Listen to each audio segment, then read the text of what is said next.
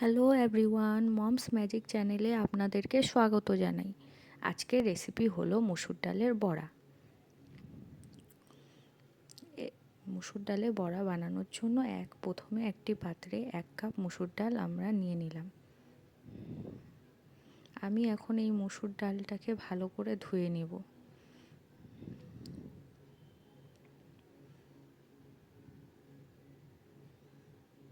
দেখো, আমি মসুর ডালটাকে এখন ভালো করে ধুয়ে নিচ্ছি। এখন জলটাকে ছেঁকে আবার একটু জল দিয়ে মসুর ডালটাতে আমি 1 ঘন্টার জন্য এই মসুর ডালটাকে ভিজিয়ে রেখে দেব। 1 ঘন্টা হয়ে গেল। এখন আমি জলটিকে ছেঁকে এখন এই মসুর ডালগুলোকে মিক্সার গ্রাইন্ডারে দিয়ে দেব।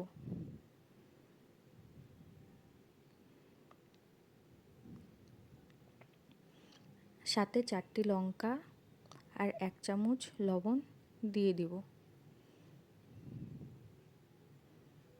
এখন ভালো করে এটিকে গ্রাইন্ড করে নেব। দেখো কি সুন্দর পেস্ট তৈরি। এখন একটি পেঁয়াজ নিলাম, পেঁয়াজটাকে কুচি কুচি করে কেটে মসুর ডালের পেস্টের মধ্যে দিয়ে তাতে একটু হলুদ গুঁড়ো দিয়ে এখন এই পেস্টটিকে পেঁয়াজ কুচির সাথে ভালো করে মেখে নেব। মাখা আমাদের হয়ে গেছে। এখন গ্যাস জ্বালিয়ে নিলাম, কড়াই বসিয়ে দিলাম। কড়াইটা গরম হয়ে যাওয়ার পর এতে আমি সরষের তেল দিয়ে দিচ্ছি। আমি এখানে সরষের তেল ব্যবহার করছি, আপনারা চাইলে সাদা তেলও ব্যবহার করতে পারেন।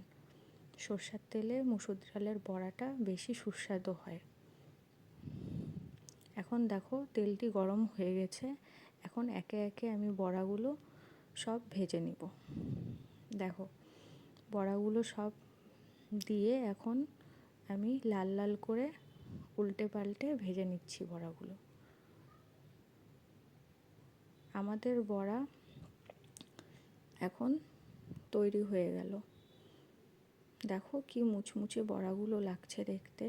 এটি আমি পান্তা ভাতের সাথে সার্ভ করব। আপনাদের যদি এই রেসিপিটি ভালো লেগে থাকে তো আমার চ্যানেলটিকে সাবস্ক্রাইব করুন অ্যান্ড লাইক কমেন্ট শেয়ার করুন। Thank you.